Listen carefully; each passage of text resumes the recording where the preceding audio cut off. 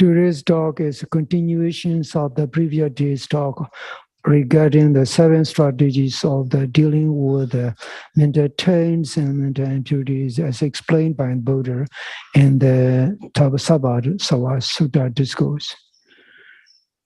These strategies are not a set of the totalitarian orthodox rules and regulations, but they are very much relaxed and broad strategies which one can apply in one's daily life in every situation, not only in the retreat, but also when you go back to your home, when you are involved in your daily work and daily schedules and leading a very busy life, you can apply all these sort of strategies. You will see all these strategies by yourself clearly. If you understand and listen completely, all these strategies are based on his own experience, not based on intellectual speculation, like those said by the well-known philosophers, etc. Buddha is not a philosopher. He's a realist. His teachings are based on practicality and applicability with a proven results. Anyone who follows his teachings and his instruction will be able to live life to the fullest and peace and joy throughout his life. Even if he may be living life amid daily chaos and sufferings and destruction and disturbance, he will be able to live through life peacefully and with a calm and courageous mind, stable mind, energized mind, always full of resiliency and buoyancy, ready to bounce back, even amid suffering. This is not an ideal imagination, an ideal teaching based on imagination. Buddha himself said in the one of discourse, let me quote what Buddha said. Hango brahmana loke jado, loke sanwado, logasma visanyudo, anupaledo lokina. These words are so profound and resonating with the truth and true experience Buddha has lived. They set a perfect model for everyone, especially for those on spiritual path who have strong commitment to their spiritual development and enlightenment. Now let me translate what those words mean. Brahmin, I was born in this world. I was raised up and grew up amid the society. But I am detached from the way all the worldlings, commoners, suffer. I'm totally dissociated with the ways of common worldlings. These words are very profound, and they have very broad and deep meanings. First, Buddha said in these words, he admitted that he was born like an ordinary human being. He was raised up and grew up in the society in the way other people are born and being raised up. Logas ma visanyuto. I'm off the society. I'm dissociated and detached from the way common people behave and conduct and suffer.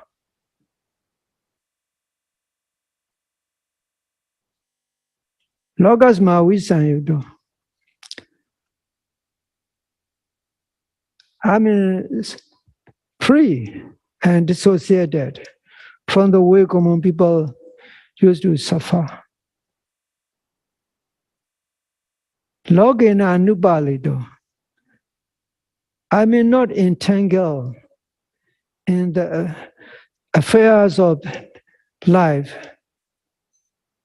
like the way other people, common people, are drawn in endless cycle of reaction and suffering.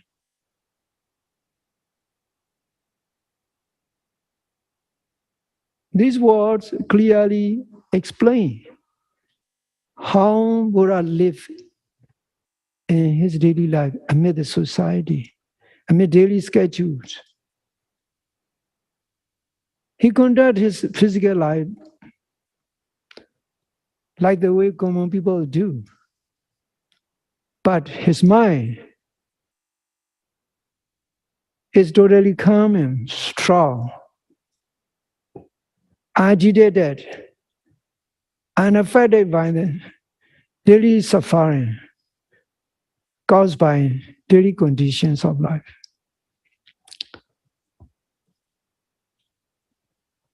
These words are very much like an example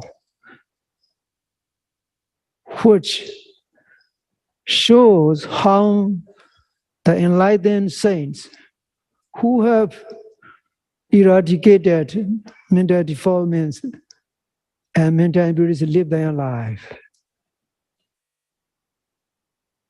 Once you understand these words, you can try to follow the way of the Buddha and all the enlightened saints. Living a daily life, doing things necessary, but not feeling so much suffering in the mind. Always being guided by mindfulness and insight knowledge.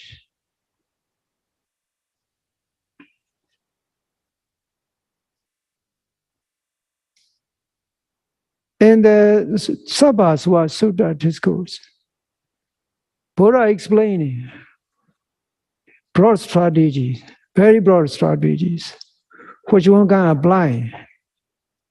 The first strategy is to have understanding and knowledge. Dasana. This is called the Jnana Samvara. Using knowledge and wisdom as a tool in handling mental impurities and daily suffering. In order to develop this knowledge and wisdom, the first step is to keep yourself informed about noble teachings of saints and trying to bring yourself closer to the Dharma and receiving necessary training and exposure. This way you can have this necessary basic understanding and knowledge develop in your consciousness. This is the first step. A second strategy Buddha mentioned is samvara, using restraint. Using restraint as a tool. In this case, unless you are dedicated and committed practitioner of the Dhamma in the meditation center, in the temple compound, in the forest, you don't need to strictly follow restraint. You can only use daily restraint, mindful restraint, and mindful observation of your emotions in a very relaxed manner. This is very simple. Because you cannot be a monk or a nun living within the premise of the temple and monastic compounds. You are going back to the layman's life in community, living in daily community. So you need to apply Buddha strategy in an appropriate way. Regarding this second strategy, I have explained it yesterday clearly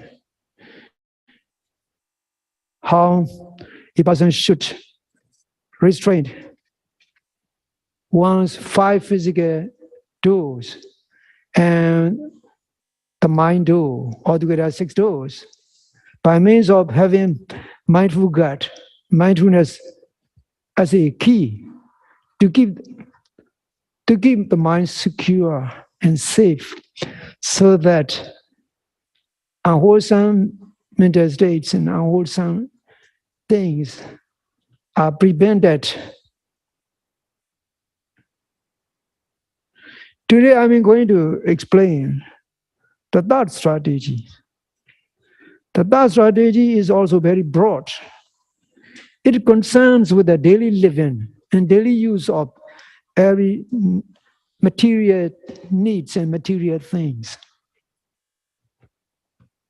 Now let me explain and try to interpret the discourse regarding the words said by Buddha. Katameja Bhikkhve asawa patisevana bhadava.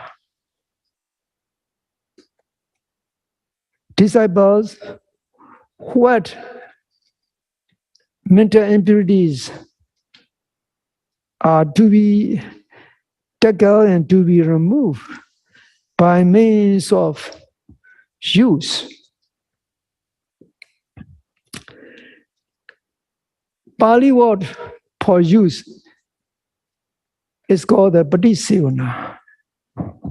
Patisevana is a Pali word. Pati is a prefix. Sevana means use, daily use, habitual handling.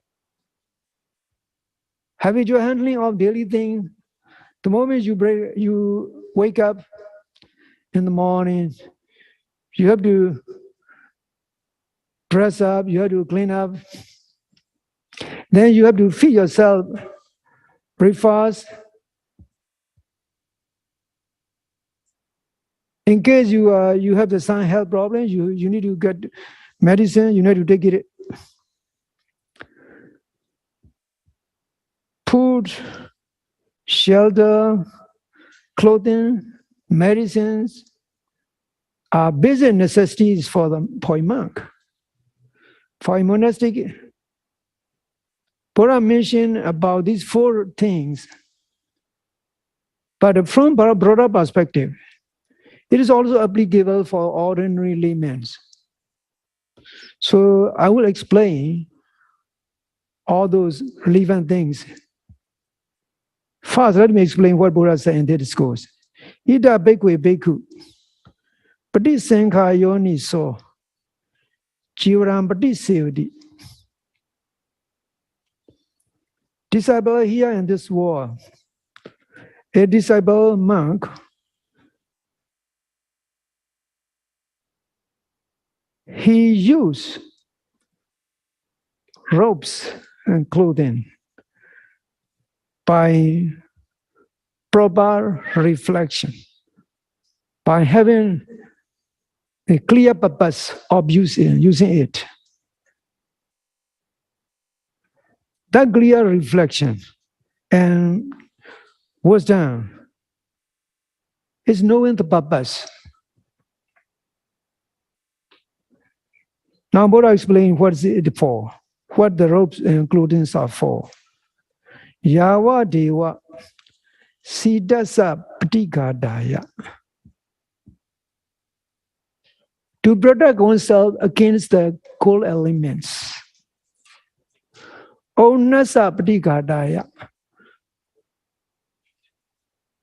To protect oneself from the element of heat. Dansa Megadasa Wadadaba Srispa Sampatsanam Bdigataya. For the purpose of protecting oneself against get flying and mosquitoes and winds and the heats and reptiles and other negative conditions which can cause harm and suffering. Yawa Deva Hiri Kopina Padicharnata. Only for the purpose of covering oneself up so that one can live a decent life,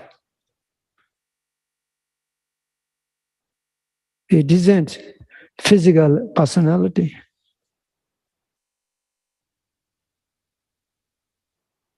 Now to simplify these words, a noble disciple reflects the moment he uses his clothing, his robes.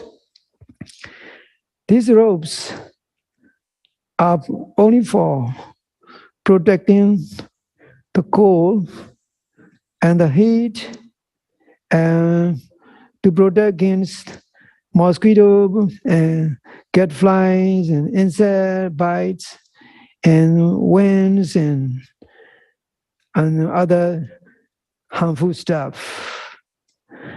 To cover myself up so that I can have a decent, appropriate dress.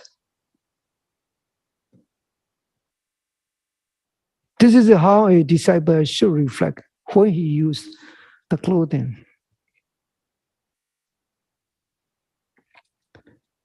Now regarding the daily food, Buddha briefly explained how one should use one's daily food, how one should consume one's daily food without causing any unwholesome mental states. Let me quote what Buddha said. Patisankayoni so painda padam patisivati. Noble disciple consume the food by having proper reflection. Newa dwaya. I'm not eating this food in order to frolic, in order to indulge. Namadaya. I mean, consuming this food in order not to be arrogant. Namandanaya. I mean, eating this food not to beautify myself. Na vibhusnaya, not to fatten and not to have good physical body, good physical appearance. Yawa deva imasakaya sa titiya. I mean, consuming this food only to sustain this life. Yapnaya, only to prolong my lifetime. Vihensubardiya, only for removing hunger, to do away with hunger. Pshamatriya nogaya, only to support the noble practice which I'm in pursuing. Iti Puranencha Viranam Padihingami. By consuming food this way, I will be able to remove my hunger, my old hunger, which I have.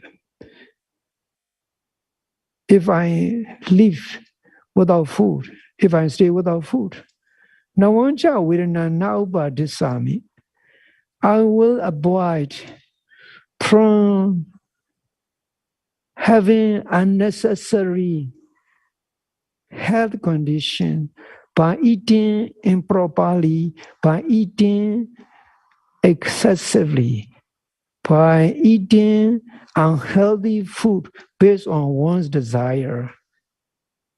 Yad Raja me bhavosati. By having this food in moderation, a day's lifespan will be extended. And now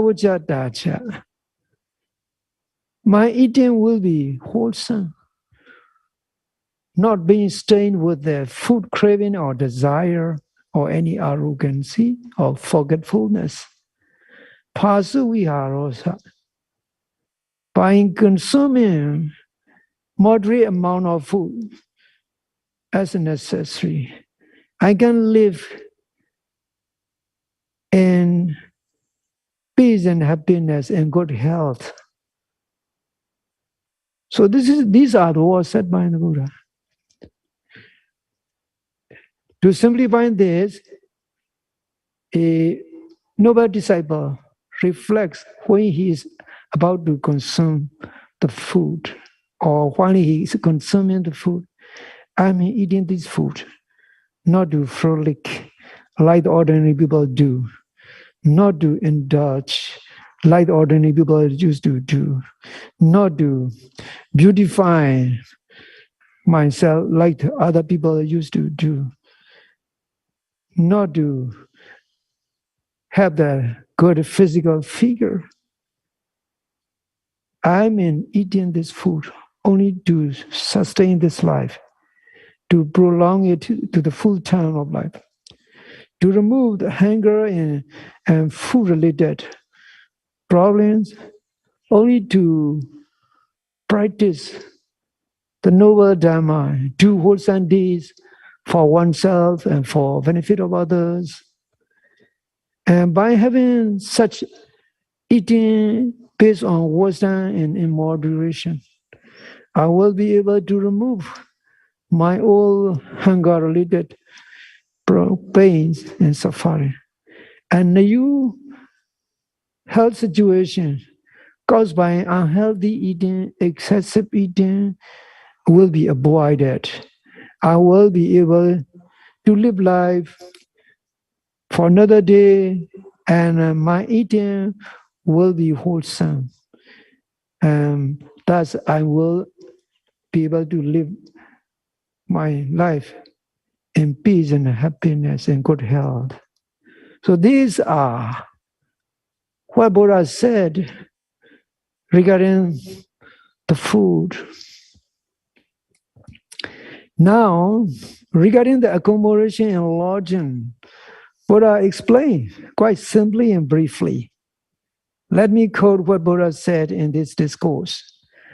Patisankayoniso senasnam patisiviti. The noble disciple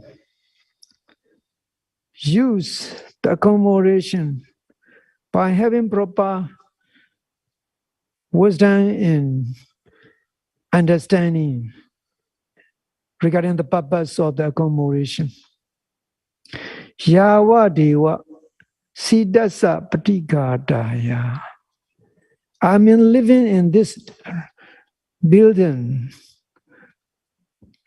only for protection against the cool element. Onasa patigadaya. I mean, living in this dwelling in this place only for protection against the heat. Dansa magasa wadadaba srisaba sampasana brigadaya. I mean, living in this building only for protecting against mosquito, gadflies, winds and heats, and insects, and other harmful things. Yawa deva udu pritya vinodana patisanlana ramatam. This is a very long compound noun. Udu means the weather. Parisya means other safety issues. Vinodana, to remove. To remove weather-related physical discomfort and physical suffering. And also for safety, to remove all these weather-related wild animal, etc., related dangers Patisanlana Rama term. Patisanlana means retiring into quiet and secluded place for the spiritual development. This is what the word Patisanlana means. Arama means to spend time. Time means for the purpose of the overcoming weather-related suffering and other dangers, and to remove them, and also to devote one's time for spiritual development in a quiet and secluded place. It's a very wonderful words said by Buddha. The purpose of using residential building is only to protect oneself from harsh elements, from the insects, from the wild animals, mosquitoes and insects and dogs and strangers, which can cause harms and destruction. And also for the purpose of practicing meditation to strive for spiritual development.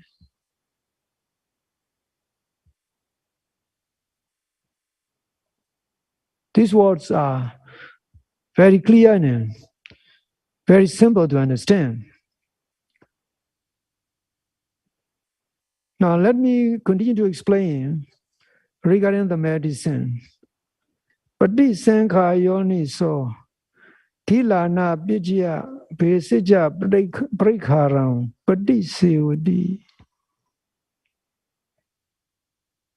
The noble disciple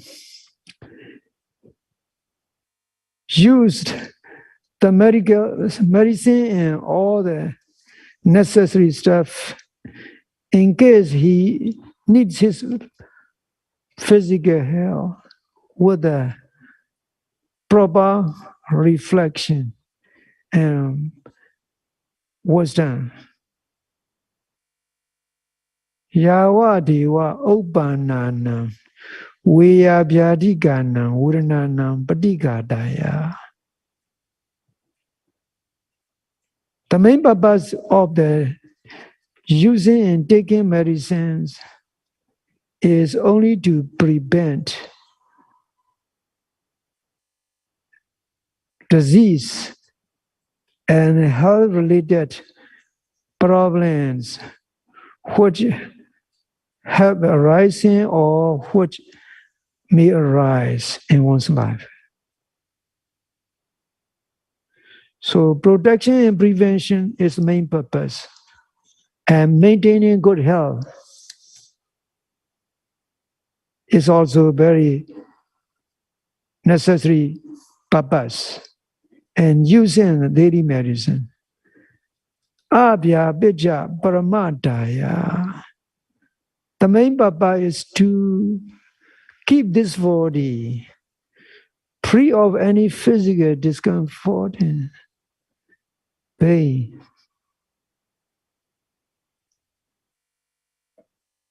Now these are Buddha's instruction regarding how one can use this second strategy. This second strategy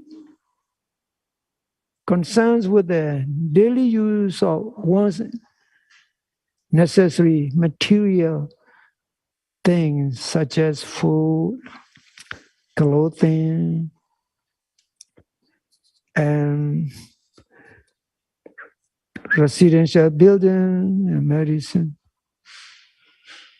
For the layman, the needs are much more various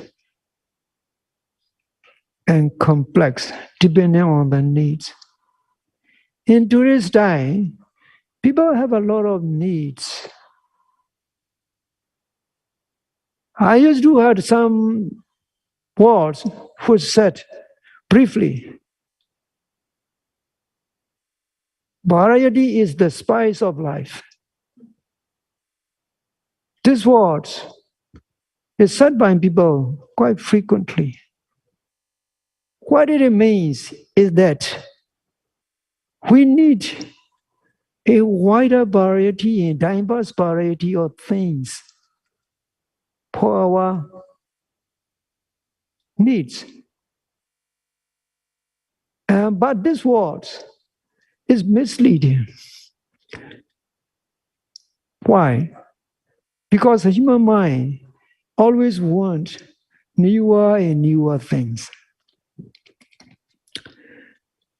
Having a wide variety of choice is good,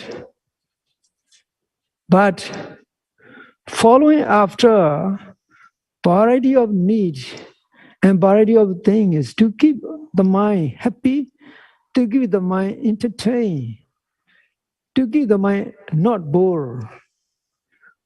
If we used to have the same and similar stuff in daily life, people used to have a sort of the boredom, an attitude of boredom. They want something new. And the mind itself is always wishing something new. It doesn't like a monotonous experience. If something looks boring, they start having the feeling of boredom. This is called in Pali ardi.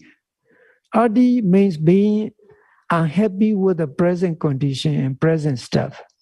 And they trying to chase after new things and new stuff. In today's time, you see this pattern of the people following after material things of various kinds, even though they have one usable stuff in their possession. They just keep buying things, and the whole house full of various kind of things, because they keep going to the shopping mall and they buying a lot, and their garage becomes full of so many steps. You can see this pattern. This is not your fault. This is the way mind is. If the mind live and left unmanaged, and it will want endless things. This is how the minds function. Spiritual training is to know it and to know that mental pattern and trying to develop the capacity, mental capacity to set the limit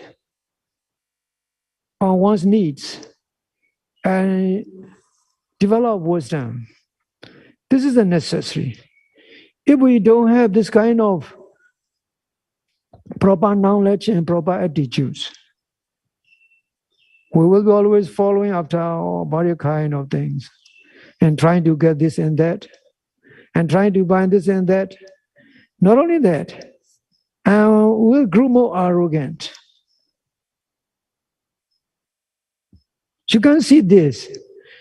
When a person is using some expensive stuff, he look down on other people who can use only some common, affordable stuff.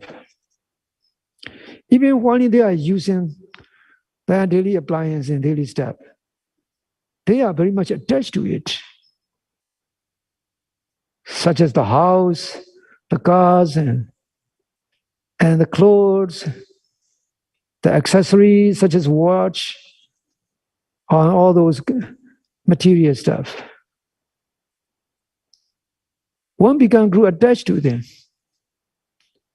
And this is where the problems start. In case he lost something, in case something is stolen away, he's upset. By having proper attitude and wisdom and daily use of such kind of material thing, we need to have a clear understanding of why we are using such accessories. Only for use, not to grow arrogant, not to be proud of, not to be forgetful, not to increase our ego. So as a layman, these instructions of the Buddhas are also applicable. And one can apply this instruction so that one can progress or one can handle the unnecessary unwholesome mental states, unwholesome mental conditions from arising in one's mind.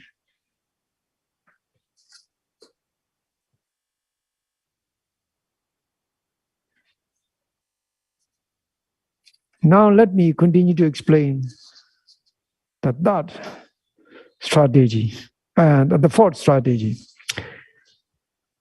Katameja Bekwe Asawa Adi Wasana Bahadapa.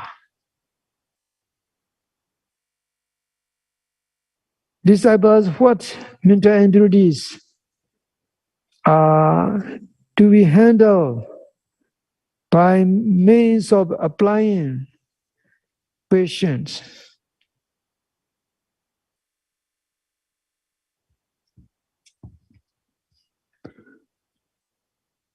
Here, Buddha mentioned the patient as a tool.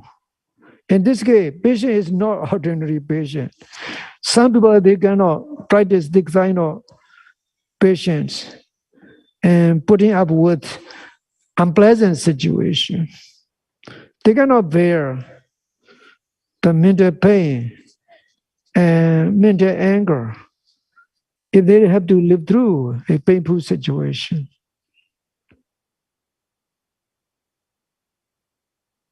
And then they usually react. They usually react emotionally or physically.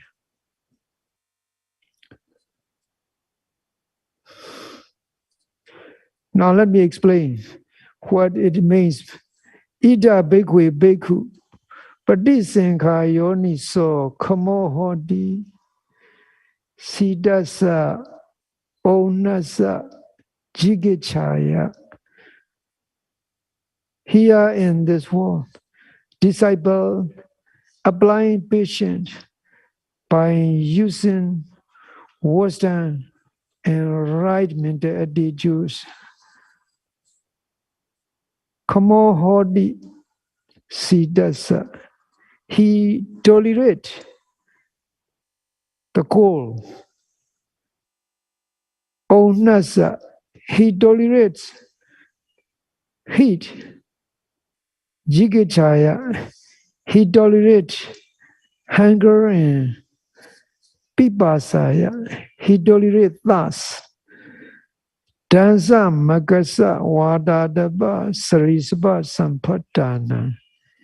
He tolerates mosquitoes and get flying by and buzzing around him.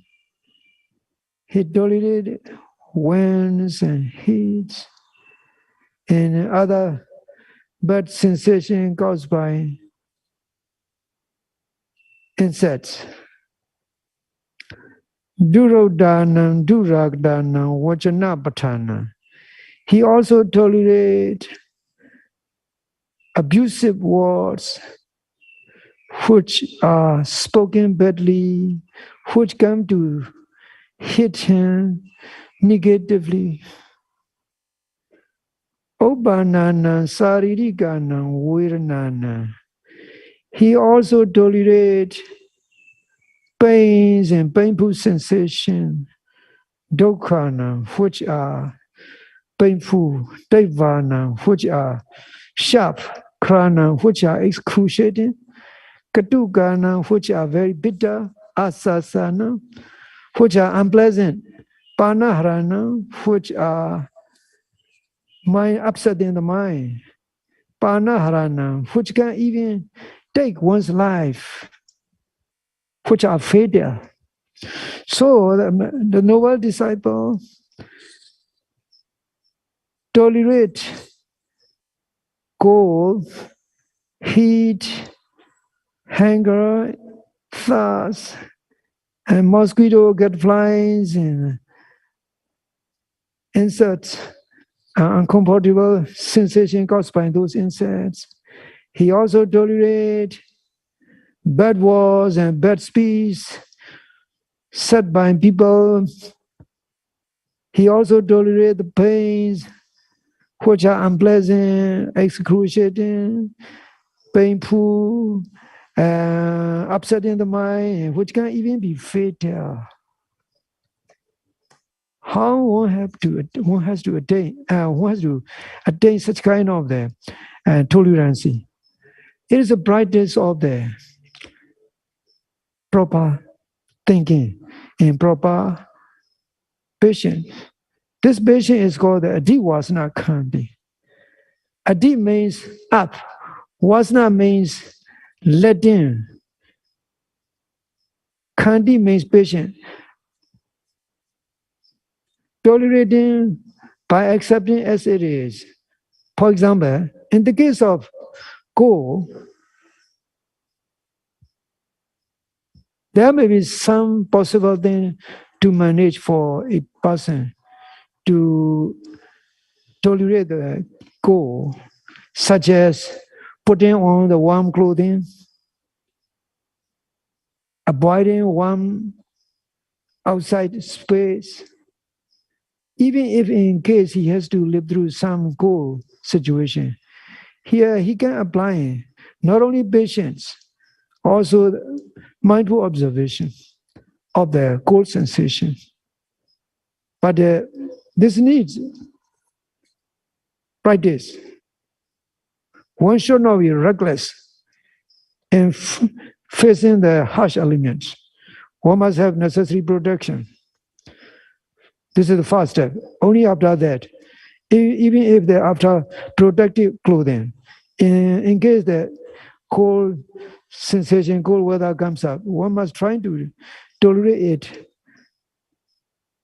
And commentaries is mentioned about some monks, some monasteries who try to practice meditation even in the cold situation. By strong mindfulness, they can overcome. And also regarding the heat, they can do also the same thing. But for ordinary people, you cannot adventure. You have to use only mindfulness in case you have to live through tolerable heat. Regarding the hunger and thirst, you can also apply this mindfulness and mindful patience, but as much as possible, as quickly as possible, you must try to remove that hunger and thirst by consuming necessary stuff. What Buddha means is that if you have to go through such situation which you need to apply in patience, you must use it. If there's anything you can manage to overcome it, you can use that management to get over with that situation. And also the more insects and mosquitoes and get flies, in today's time, people are lucky. But in the forest, the issue is a very different issue. You have to have the mosquito nets or some good clothing, protective clothing. Now regarding bad speech, which comes from people, this used to happen if one is living amid everyday society. There are detailed instruction and methods how to handle such kind of the social problems, such as having to deal with the very hard to deal with the people, very difficult people who are temperamental, emotional, who used to yell at other people using some bad language. One need to have the thick skin against such kind of bad speech,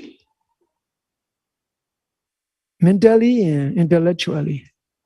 Intellectually, one must understand that nobody is related to anyone on permanent contract. Everybody is here in this life only for temporary relationship, not to be connected forever. And also, things come and go.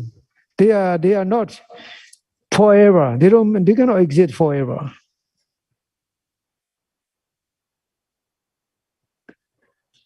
If you have some small amount of the proper understanding and proper attitudes, you will be able to tolerate such kind of the bad speech coming from bad people with bad mental attitudes. Now regarding pains, you are already trying to learn how to deal with the pain through mindfulness meditation. You are trying to apply pain meditation every day.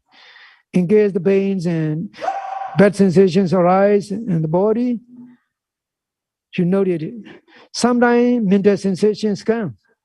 If you remember some bad experience, some bad tragic experience, and mental pains arise. In this case, mental pains also come up, not physical pain. So pains are of different kind, two kinds: physical pains and mental pain. Physical pains happen in the body, but mental pains also arise for non-meditators mostly. For a meditator, mindfulness itself is a wonderful tool to manage the pain. If you can manage mindfulness and experiencing pain, that pain will be tolerable. Now, this strategy is very clear. You have to apply patience as a spiritual tool to live through a harsh element, sensation caused by harsh element, and hunger and thirst caused in the body, and insect bites, and or possible insect bites by protecting yourself, and also tolerate bad speech by having goodwill, by having proper understanding and knowledge, mental attitude, right mental attitude.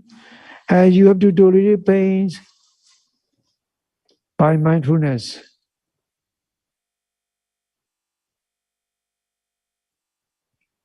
This strategy is also very important strategy. Most people, they cannot. They usually react. They cannot tolerate such kind of situation. They react, they behave very badly. When they react badly, anger arises, confusion arises, continuous and subsequent unwholesome mental states and physical activities also come up. What I explained regarding this, yin nyida bhikkhu anadi wa siyado obijeyong asawa vigada brilaha. In case a person cannot tolerate such painful conditions, circumstances, there will arise stressful mental states and unwholesome mental condition. Adiwa siyado ewansa de asawa vigada brila nawani. By applying patience through proper attitudes and understanding and mindfulness, those possible mental taints and mental impurities and stressful mental condition will not arise. Ime vokchandi bhikkhu asawa adiwasana bhadava. Disciple, these are called mental impurities to be tackled and managed by means of applying patience. Now let me explain next strategy. This strategy is a number fifth strategy. It's called privajana, avoidance, keeping oneself a safe distance. Katameja a bhikkhave asawa privajana bhadava.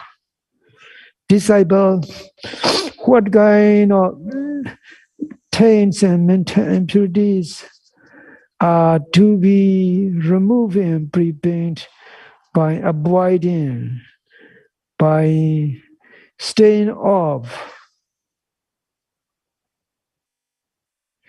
Ida bhikkhave bhikkhu patisankhayo so chandan hatim privajedi. Chandan asam privajedi. Chandan gonam privajedi. Chandan kukuram privajedi. Here in this world, the noble disciple use caution and knowledge to avoid any unnecessary accident and suffering from arising, such as in case he see a wild elephant, in case he know there will be wild animals on the road, on the way, he's avoid that road. In case he see a wild horse, he avoid from coming in contact with it. In case he know this bull and this cow is wild and not tame, he avoids any contact with that animal. In case he see a dog, a barking dog which is going to cause harm, he avoid it. He avoid to come in contact with such a wild animal.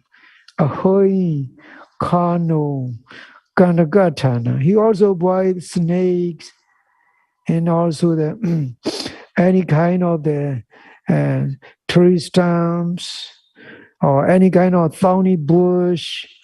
He also avoid any kind of ditch, any kind of cliff or sewers, and which might fall and which can cause physical harm and physical suffering.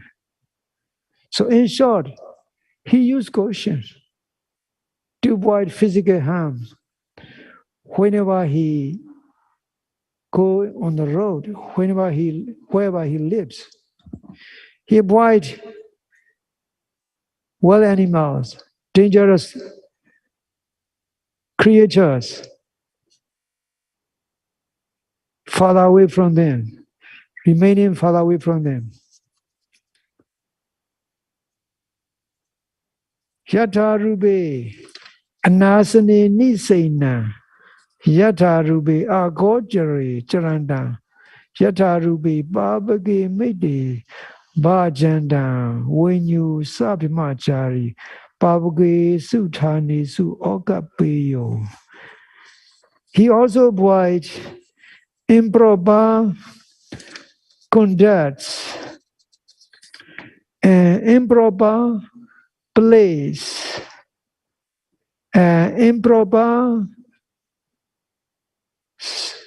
things, and also he also avoided improper bad friends and bad associates in order to prevent himself from possible accusation, possible problems.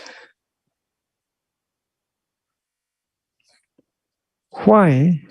If he go to improper place and stay at the improper position, there will be things, unnecessary things coming up, which may be which may cause suspicion, confusion, and misunderstanding for other people. He also avoid improper place. He avoid from going improper places. Because if you go there, his mind will be polluted with the desire and craving. Improper places are just going out to the busy, crowded place, and or some emotion-generating places, which are full of so many stuff, so many things, so many people. He avoids such places to keep his mind calm and agitated. He avoided bad people because associating with the bad people cause so many problems, unnecessary problems. So he used his caution and wisdom so that he doesn't get into any unnecessary suffering, any unnecessary problem. This is how a person use this number 5 strategy. This strategy is also very broad in our daily life.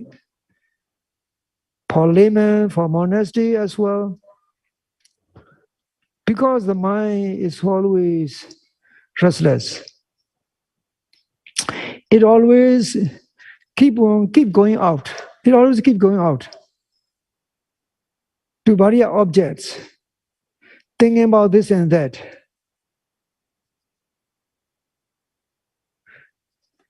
The sphere of amplification of our desire is so wide and broad in today's time, because there are a lot of things in the world which can keep your mind more distracted.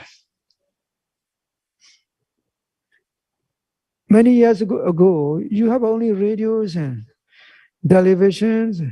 Today, you have a wide variety of entertainment tools and electronic gadgets. They provide convenience and efficiency in communication and getting things done. But at the same time, if a person overuse them or if a person improperly use it, then his mind will be like a dusty storm. In the summer, in the tropical land, when the storms come, you see a lot of the dusty storms, whirlwinds, and if you got into there and got into that whirlwind, you will be suffocated. In the same way, if you keep using all those kind of the sense amplification gadgets and mind amplification too, the mind will become more restless, more agitated. So you have to understand how you are going to use, when you are going to use, and why you are going to use. You have to have a clear understanding of the purpose of using those kind of stuff. Otherwise, the mind will be full of distraction and full of impure mental conditions and agitation. This is one area of training where we need to pay attention to. Now let me conclude what Buddha said. Yenyesa bhikkhwe apriwajyato obbejeyo asawa vigada prilaha. In case a noble disciple forgot to avoid those things due to lack of the caution and wisdom, there might arise impure, unwholesome, stressful mental conditions. Privajiado ewan sa te adowa. We got a brila now. By avoiding those kind of conditions through having right attitudes and mindfulness, those possible mental impurities and stressful conditions will not arise. Ime wokchandi bhikkhve asawa privajana padava. Disciple, these are called impurities to be removed and handled by means of avoidance.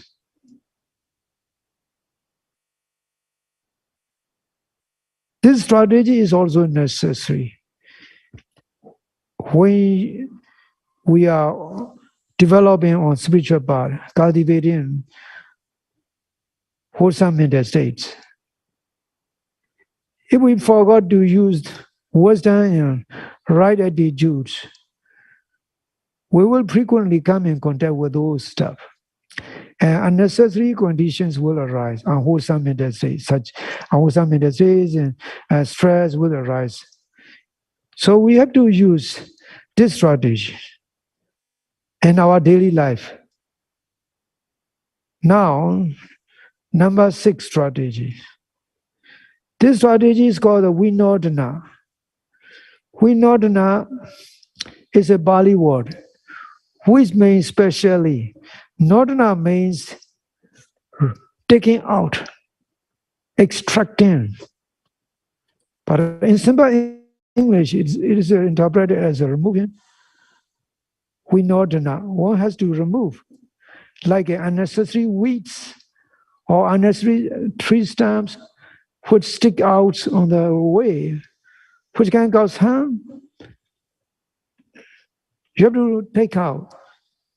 This is what the word Vinodana means. So let me explain what Buddha said in this sutta. Katameja bhikkhve asawa vinodana bhadabha. What mental impurities are to be removed by taking out, by extracting. Ida bhikkhve bhikkhu patisankhai yoniso Obana kama vidaka nadi vasedi pajadi vinodedi bhyandi kroti nabhavamedi. Here in this world, the noble disciple trying to cut and take out any thought associated with the attachment and craving. He doesn't accept it. He just let go of it. He trying to get it removed from the mental flow by applying mindfulness. This is what Buddha said. Now let me continue explaining this 6th strategy next day. May all of you be able to apply Buddha's wonderful strategies to deal with the mental impurities and unwholesome mental states. May you be successfully achieve your spiritual goal by attaining peace and happiness through mindfulness meditation. It's